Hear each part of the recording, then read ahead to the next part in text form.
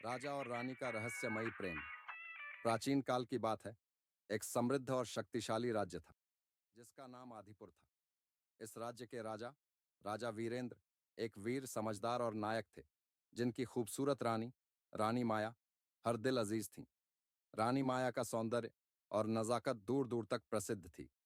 रानी का रूप छांव और चांद सा था, और उनका व्यक्तित्व भी उतना ही रहस्यमय था। राजा और रानी के बीच गहरा प्रेम था, लेकिन उनके प्रेम की कहानी में एक रहस्य भी छिपा हुआ था। रानी माया का एक अतीत था जिसे उन्होंने राजा वीरेंद्र से कभी नहीं साझा किया था।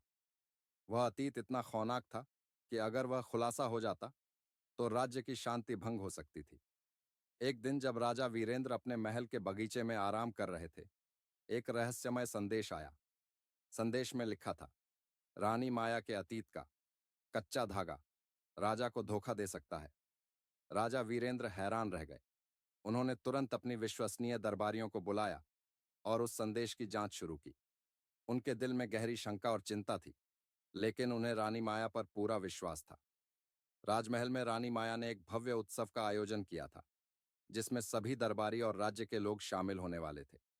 उत्सव के दिन रानी ने एक सुनहरी साड़ी पहनी थी, जिस पर हाथ से की गई कढ़ाई थी। उनका श्रृंगार बेहद आकर्षक था, लेकिन उनके चेहरे पर कुछ खौफ और चिंता थी, जिसे कोई नहीं पहचान पाया। जब उत्सव का समय करीब आया, तो एक रहस्यमय व्यक्ति महल के पास दिखाई दिया। उसका चेहरा ढका हुआ था और उसकी आंखों में कोई गहरी बात छिपी हुई थी। वह व्यक्ति महल में घुसने में सफल हो गया, लेकिन जैसे ही वह महल के अंदर पहुंचा, उसने राजा वीरेंद्र को एक कागज का टुकड़ा सौंपा। कागज पर लिखा था, रानी माया का पूर्व पति, जो एक शैतान था, अब राज्य पर आक्रमण करने का प्रयास कर रहा है। राजा वीरेंद्र को यह जानकर सदमा लगा। क्या यह सच था? क्या रानी माया का अतीत सच में इतना खतरनाक था? राजा ने रानी से सीधा सवाल किया, माया, क्या तुम मुझसे कुछ छिपा रही हो? रानी माया का चेहरा डर से पीला पड़ गया।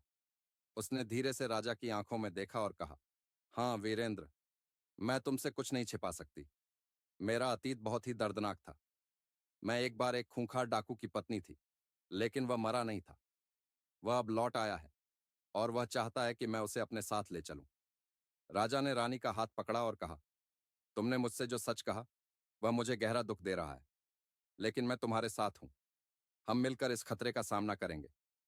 अगले दिन राजा वीरेंद्र और रानी माया ने अपने राज्य के वीर सैनिकों को तैयार किया और उस रहस्यमयी डाकू का सामना करने के लिए जंगल की ओर निकल पड़े।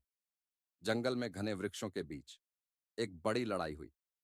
रानी माया ने राजा वीरेंद्र के साथ मिलकर उस डाकू को हराया और राज्य को एक बार फिर शांति मिली।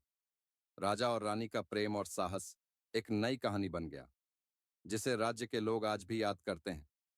यह कहानी न केवल प्रेम की थी, बल्कि विश्वास, साहस और अतीत के रहस्यों से लड़ने की भी थी।